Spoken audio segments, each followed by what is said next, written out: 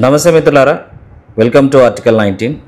ఇటీవల అసెంబ్లీలో ముఖ్యమంత్రి రేవంత్ రెడ్డి గారు మాట్లాడుతూ తెలంగాణ జర్నలిస్టులు తమ విలువను కోల్పోయారు, పరిధులను దాటి రాజకీయ నాయకుల ముఖ్యమంత్రుల ఇళ్లలోకి దూరి తమ ఛానళ్ల ద్వారా విష ప్రచారాలు విషపు రాతలు రాస్తున్నారని చెప్పని రేవంత్ రెడ్డి గారు అన్నారు. తాను కూడా దానికి బాధితున్నేనని, తాను కూడా మనిషినే, తనకు కూడా చీము నెత్తురు ఉంటుందని నేను బాధపడనా, ఇటువంటి రాతలు రాసే జర్నలిస్టులను బట్టలు తీసుకొట్టాలా, రోడ్ల మీద ఊరేగించాలని చెప్పని అసెంబ్లీ సాక్షిగా బాధ్యతాయుతమైన ముఖ్యమంత్రి పదవిలో ఉండి రేవంత్ రెడ్డి గారు ఈ మాటలు అన్నారు. ఒక్క మాటలో చెప్పాలంటే మీడియాలో ప్రత్యేకంగా కాంగ్రెస్ పార్టీకి రేవంత్ రెడ్డి గారికి వ్యతిరేక వార్తలు లేదా వారికి రుచించని వార్తలను రాసే సోషల్ మీడియాపై దాడి చేస్తూ ఆ సోషల్ మీడియా వాతావరణంలో ఒక టెర్రర్ను సృష్టించే ప్రయత్నం ఆ రోజు ముఖ్యమంత్రి రేవంత్ రెడ్డి గారు అసెంబ్లీలో చేశారు. అనేక కాంగ్రెస్ పార్టీ సోషల్ మీడియా హ్యాండిళ్ల పైన ఇటువంటి వీడియోలు అనేక సంఖ్యలో ప్లే చేయబడ్డాయి. సో వాటికి సంబంధించిన వివరాలను మాట్లాడుకునే ముందు ఈ వీడియోను ఒకసారి చూద్దాం. ఇప్పుడు రేవంత్ రెడ్డి గారు 10-15 సంవత్సరాలుగా అందరికి చెప్తా ఉండేటోడు ఎప్పటికైనా ముఖ్యమంత్రిని అవుతానని. మరి ముఖ్యమంత్రి అయిన తర్వాత కూడా ఇంత ఫ్రస్ట్రేషన్ ఎందుకు? కాకా మురుస్తున్నావు, ఏం సార్ తెగ మురుస్తున్నావు? ఏమంటుంటారా మన డ్రామాలు? ఓ డ్రామాలకేంది నాయన, మామూలు డ్రామాలు కాదు. ఏమి డైలాగ్ వెనుక డైలాగు. అసలు తెలంగాణని మీరు తప్పితే, మీ కుటుంబం తప్పితే ఎవరు పరిపాలించినా ఒత్తిదేనట. కాంగ్రెస్ వాళ్ళకు మాట్లాడొస్తుందా? కాంగ్రెస్ వాళ్ళకి పరిపాలించి వస్తుందా? మేము ఉన్నప్పుడు ఇది ఉంది, మేము ఉన్నప్పుడు అది ఉంది, దుమ్ము దులిపిసి పెడుతున్నాను రాత్రి. మరి డ్రామాలంటే వాళ్ళు అనుకుంటున్నారా? నేను వేరే ఎందుకు అనుకుంటారా? తమరేంది పోసెట్టి మిమ్మల్ని మించిన పోపు పెడుతున్నాడు మీ డ్రామాలు. ఇక ఇంతకంటే ఏం కావాలి డ్రామాలు? ఇప్పుడు నిన్ను మించిన దగడ డైలాగులు మీ డ్రామాలు కొడుతున్నాడు. కొట్టుడే డైలాగులు. మిత్రులారా, వీడియోని చూశారు కదా. ముఖ్యమంత్రి రేవంత్ రెడ్డి గారు అసెంబ్లీ సాక్షిగా సోషల్ మీడియాలో వస్తున్న విషపు రాతలు విషపు ప్రచారాల గురించి సమాజానికి, తెలంగాణ ప్రజలకు నీతులు చెప్పి ఇంకా ఎన్నో రోజులు కాలేదు.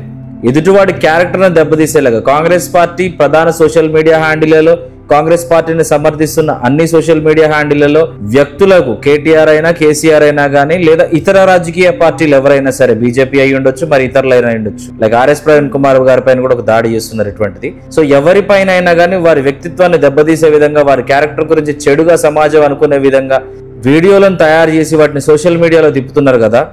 సో వీటికి రేవంత్ రెడ్డి గారు సమాధానం చెప్పగలడా?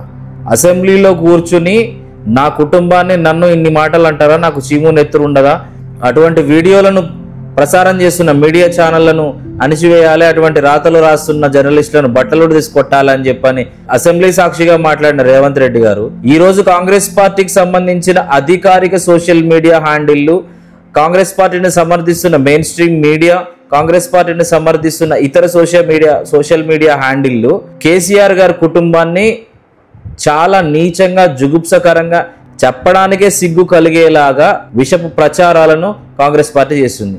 దీనికి రేవంత్ రెడ్డి గారి సమాధానం ఖచ్చితంగా చెప్పి తీరాలి. అయితే ఈ ప్రచారం అంతా ఎందుకు జరుగుతుంది? కాంగ్రెస్ పార్టీ కేసీఆర్ గారి పైన, కేసీఆర్ గారి కుటుంబం పైన, ఇతర రాజకీయ పార్టీల పైన, లేదా కాంగ్రెస్ పార్టీని విమర్శిస్తున్న వారిపైన ఇటువంటి అణచివేత ధోరణికి, వారి వ్యక్తిత్వాన్ని దెబ్బతీసే చర్యలకు ఎందుకు పూనుకుందరా అంటే మనం ఒక్కసారి కొద్దిగా వెనక్కి ఆలోచించాలి. కాంగ్రెస్ పార్టీ అధికారంలోకి వచ్చి 15 నెలలు, సుమారు ఏడాదిన్నర దాటింది. ఏడాదిన్నర కాంగ్రెస్ పాలనలో, ఏడాదిన్నర రేవంత్ రెడ్డి పాలనలో తెలంగాణ ప్రజలకు మేము ఈ పని చేశాం అని చెప్పుకోదగ్గ పని కాంగ్రెస్ పార్టీకి ఒక్కటి కూడా కనిపించదు. పైగా అధికారంలోకి రావడానికి ఉదాహరణ కొన్ని పథకాలు చెప్తాను నేను.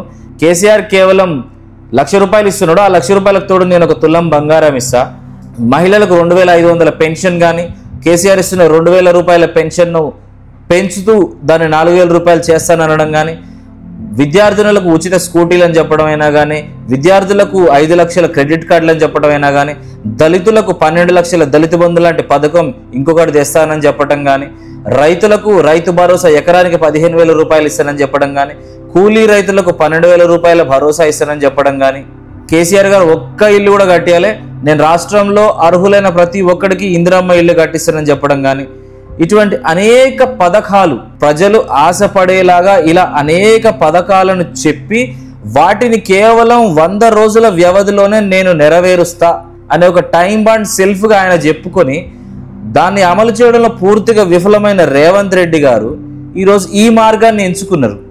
ఎందుకంటే తాను ఇస్తానన్న హామీల సంఖ్య ఎక్కువగా ఉన్నది. ఏ ఒక్క హామీని అమలు చేయకుండా ఇప్పటికే 1,60,000 కోట్ల రూపాయల అప్పును తెలంగాణ ప్రభుత్వం చేసిందని మీడియా సంస్థలు చెప్తున్నాయి. ఒక్క పథకాన్ని పూర్తిగా అమలు చేయకుండా ఇంత అప్పు ఎందుకు చేసిండు రేవంత్ రెడ్డి ప్రభుత్వం అనే ప్రశ్నలు సమాజం నుంచి తలెత్తుతున్నాయి. అప్పులు తీసుకొచ్చిన 1,00,000 కోట్లు, తెలంగాణ ప్రభుత్వానికి వస్తున్న 1,00,000 కోట్ల రూపాయలు ఎటుపోతుందనే ప్రశ్నలు సమాజంలో వస్తున్నాయి. వడ్డీల కింద కడుతున్నామని రేవంత్ రెడ్డి చెప్తున్నా కానీ నెలకి సుమారు 2,000 కోట్ల రూపాయలు కూడా దాటడం లేదు ఆ వడ్డీ డబ్బులు. వడ్డీలు కట్టకుండా అసలు తీర్చకుండా ఇన్ని 1,00,000 కోట్ల రూపాయల అప్పులు తెచ్చి ఎవరి జేబుల్లోకి వెళ్తున్నాయి ఇవన్నీ అనే ప్రశ్న ప్రజల్లో వస్తుంది. చేపలు పట్టడానికి గాలానికి ఎలాగైతే మనం ఒక వానపామును ఎరగా వాడతాం, అధికారాన్ని పట్టడానికి 6 గ్యారంటీలు 420 హామీలు అనే వానపాములను ఉపయోగించిన రేవంత్ రెడ్డి గారు ఈరోజు 1.5 ఏళ్ల దాటింది. ప్రజలు వాటి కోసం ఎంతో ఎదురు చూస్తున్న ప్రజలు తిరగబడుతున్నారు. 100 రోజుల్లో అమలు చేస్తానన్న మీ 420 హామీలు ఏమైపోయినాయి, మీ 6 గ్యారంటీలు ఏమైపోయినాయి? ప్రజలు ఈ రాష్ట్రంలో ఎక్కడికక్కడ ప్రజల్లో తీవ్రమైన వ్యతిరేకత వస్తున్నది. ఏ ఇద్దరు వ్యక్తులు మాట్లాడుకున్నా కానీ రేవంత్ రెడ్డి గారిని కానీ రేవంత్ రెడ్డి ప్రభుత్వాన్ని కానీ బండబూతులు తిట్టే పరిస్థితి మాత్రమే ఈరోజు రాష్ట్ర వ్యాప్తంగా ఉంది. సో వీళ్ళు ఇచ్చిన హామీలను ఇప్పటికిప్పుడు ఎలాగైతే అమలు చేసే, కాంగ్రెస్ పార్టీ ఇచ్చిన హామీలను ఇప్పటికిప్పుడు అమలు చేసే శక్తి ఎలాగో కాంగ్రెస్ పార్టీకి లేదు. సో ఇంతటి ప్రజా వ్యతిరేకతను ఇప్పటికిప్పుడు ఎలా డైవర్ట్ చేయాలి అని ఆలోచన చేసినప్పుడు ఇటువంటి మార్గాలు కాంగ్రెస్ పార్టీకి తనకు ఎంతో అలవాటైన, తను ఎంతో ప్రావీణ్యం పొందిన, మొదటి నుంచి చేస్తా వచ్చిన వ్యక్తిత్వ హరణం, క్యారెక్టర్ అసాసినేషన్ ఏవైతే ప్రతిపక్షాలు ఉన్నాయో, ఎవరైతే ప్రశ్నిస్తున్నారో కాంగ్రెస్ పార్టీ ఫెయిల్యూర్స్ ను, వారి యొక్క వ్యక్తిత్వాన్ని దెబ్బతీసేలాగా కుట్రపూరితంగా అనేక వీడియోలను, మనం ఇదివరకు చూసిన వీడియో లాంటి వీడియోలను అనేకం తయారు చేయించి సోషల్ మీడియా వేదికగా వ్యక్తిత్వ హరణాలకు దెబ్బతీసే ప్రయత్నం కాంగ్రెస్ పార్టీ చేస్తుంది. రేవంత్ రెడ్డి గారు దాన్ని నడిపిస్తున్నారని చెప్పని మీడియాలో కథనాలు కూడా వస్తున్నాయి. అసెంబ్లీ సాక్షిగా తెలంగాణ సమాజం ముందు బాధపడ్డ రేవంత్ రెడ్డి గారికి ఇతరులు కూడా కుటుంబాలే, వారు కూడా బాధపడతారు, వాళ్ళకు కూడా మనసాక్షి ఉంటుంది. ఇటువంటి విష ప్రచారాలు చేయకూడదు, వాళ్ళ వ్యక్తిత్వాన్ని దెబ్బతీయకూడదు. రాజకీయంగా లబ్ధి పొందాలి అంటే చరిత్రలో నిలవదగ్గ పనులను చేసి మంచి పేరు సంపాదించుకోవాలి, ఇచ్చిన మాట మీద నిలబడి మంచి పేరు సంపాదించుకోవాలి. కానీ ఇటువంటి లంగ పనులు చేసి, ఇటువంటి దుష్ట పనులు చేసి, ఎదుటి వారి వ్యక్తిత్వాన్ని దెబ్బతీసేటువంటి ప్రయత్నాలు చేసి రాజకీయంగా నేను పబ్బం గడుపుకుంటానంటే ఇది ఎంతకాలం చెల్లుతుంది? ఎదుటివారి వ్యక్తిత్వాన్ని ఖరాబ్ చేస్తూ, ఎదుటివారి క్యారెక్టర్ని చెడగొడుతూ కాంగ్రెస్ పార్టీ కానీ దాని నాయకులు కానీ ఇంకెంతకాలం తమ రాజకీయ పబ్బాన్ని గడుపుకుంటారు? తెలంగాణ ప్రజలందరూ ఆలోచించి తీరాలి ఖచ్చితంగా దీనిపైన. ఖచ్చితంగా ఇటువంటి పద్ధతులు మాత్రం తెలంగాణ సమాజానికి మంచిది కాదు. రాజకీయంగా, సామాజికంగా తెలంగాణకు ఇవి ఏ రకంగా మేలు చేసే ప్రాక్టీసెస్ కావు.